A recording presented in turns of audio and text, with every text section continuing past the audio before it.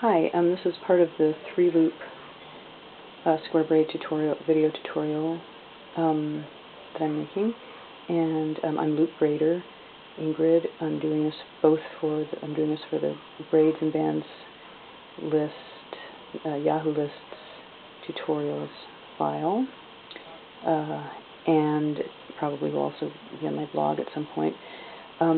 This is just a demonstration of, I've already shown how to do 3-loop braiding moves. This is just a demonstration of how to make a bicolor loop braid in a particular pattern that I showed on my the text tutorial. Oh, here's the braid. It's tied in a knot here, a loose knot. It looks different from the different sides. 3-loop braids do. They're low. With the way I braid them, the lower side is wider. If somebody braided it taking the loops by turning them from below, the upper side would be wider. You can't tell which side is which once you take it off your hands, but yeah, it has a nice vertical stripe of black on either side of the braid, wider on one side than the other, and then alternating two red dots and one yellow dot for the red and yellow, the 2 red and 1 yellow loop. So the way to get that pattern is to start with loops that are half black and half another color, and these are called bicolor loops, or in the 15th century medieval manuscripts they were called departed loops. And to get the vertical striping pattern, you want to have, well, anyway, the loops are 2 red and black loops and 1 yellow and black loop tied at the bottom, and then all the loops tied together individually at the bottom, and then all tied together in one knot at the top. To get the vertical or lengthwise striping, you want to make sure that when you load your loops onto your fingers, the left hand's loops have both black shanks facing down or possibly up, and the right hand's loop or loops has the opposite configuration, where the black shank is, if here they were down, then here they would be up. And when you do a square braid, that's the only one this will end up. If you braided flat, you would not end up with a vertical stripe in any case, but braiding a round or square braid, in this setup, you will get a vertical or lengthwise stripe, so I'll demonstrate that, because every time you take the loop from the other hand, it turns over. So it always ends up with the opposite shank arrangement when it passes over to the other side.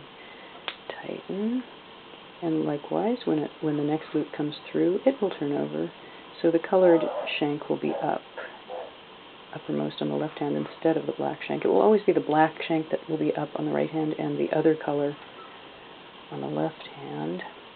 I've already demonstrated how to make the 3-loop braid on others, so I'm assuming you already know that, and I want to show how if you split the braid to make a loop, your vertical stripes will disappear. You will not be getting vertical stripes anymore. So here I'm pausing, and I usually start with the right hand. So now I'm going to start making a loop in the braid. It's an odd place in the middle of the braid. I'm going to do that, do every loop transfer by going through the loop that I take. That way it doesn't turn over. In this case, it's going to come over to the other hand with,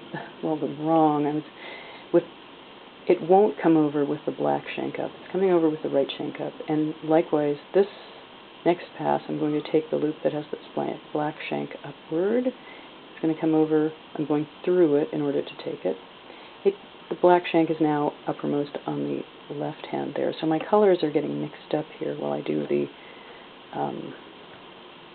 divided bit. If I had wanted to keep them separate, I could have. Oh, I feel as if one of my threads might be breaking. I could do that, and let's first get back to, let's see my braid. There it is. I have a mix of colors, red, yellow, and black on one side, and just red and black on the other, because of how the loops are arranged. Now, let's join up again, and what I'm going to do is I'm going to keep braiding until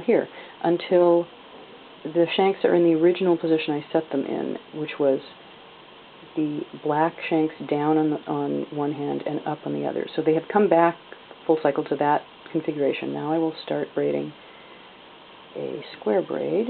It will have the lengthwise stripe pattern. And now, say I do want to divide for a loop, but I want in some way to have kind of a stripe. What I can do is just when I'm about to let's have it be black. When I'm about to start dividing, now. I'm just going to turn this one, the one on the left. I'm just turning it so that its black shank is uppermost. Now I start, and it doesn't really matter, it's, I guess, a mistake there, but it's not really going to show, and it's right at the top of the divided section. It won't be part of the divided portion, or it would be a mistake. It would tie the divided part together. So now I'm going to start braiding divided. I'm going to split for a loop, and you can see as I'm braiding that all the black shanks are staying uppermost. It's just black on the top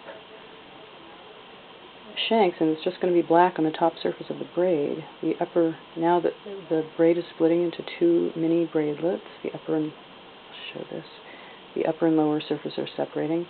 The upper surface is black, and the lower surface is going to be a mix of yellow and red.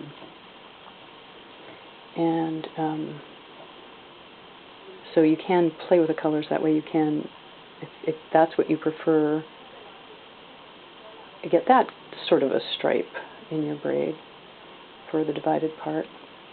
Then when you want to start braiding a square braid again, you want to have all of the black shanks upward or downward on one hand and the opposite on the other hand. So basically you would start braiding let's see, this has black uppermost. I think we had black uppermost here. Doesn't matter. If I wanted it to be exactly the same as it was before, I would have the black shanks down on the left hand and up on the right hand. So one clean way that I do this is just to take them correctly, just to take them in a manner that they will end up on that hand in the correct arrangement, rather than to turn them. It makes a neater join, less bumpy join, especially with more loops. So I want all the loops to end up on the right hand with the black shank uppermost. These already have the black shank uppermost, so I'm going to take them without turning them. On this side, I want all of the loops that are coming over to the left hand to have the colored shank uppermost. I'm going to take a loop. Its black shank is uppermost. I want the colored one to be uppermost, so I'll take it the correct way for a square braid. I'll take it turning it. That will bring the colored shank uppermost. Shift. Now I'm going to bring a loop over to the right side. I want the black shank to be uppermost. This is the black up hand. It already is uppermost, so I will take it without turning it. I'm now back in my correct configuration. And for a short little section there, I was taking the loops from the left hand unturned, so there would be a slight slit. You wouldn't really see it. Okay, here we go. So now I can do my square braid moves again. And I'm back to my original pattern. If I had started braiding again in the opposite way, with the black sides uppermost on the left and the light sides uppermost on the right, it would also be making a stripe.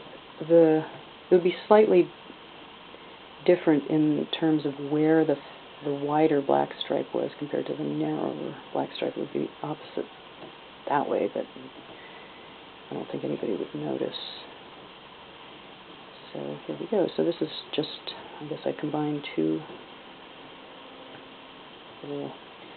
both how to manipulate the colors to get them the way you want and how to make a lengthwise striped braid. By the way, this is, I don't know if I mentioned in the beginning, this is wool. It's about DK or worsted weight knitting and weaving wool, kind of a mixture. It's tapestry wool on the black and the red, and then I believe the white is some kind of harsher weaving wool, maybe a rug wool or something. But they're about the same thickness. And it's fine to braid with yarns that aren't exactly the same thickness, actually. It all pretty much all balances out in the braid.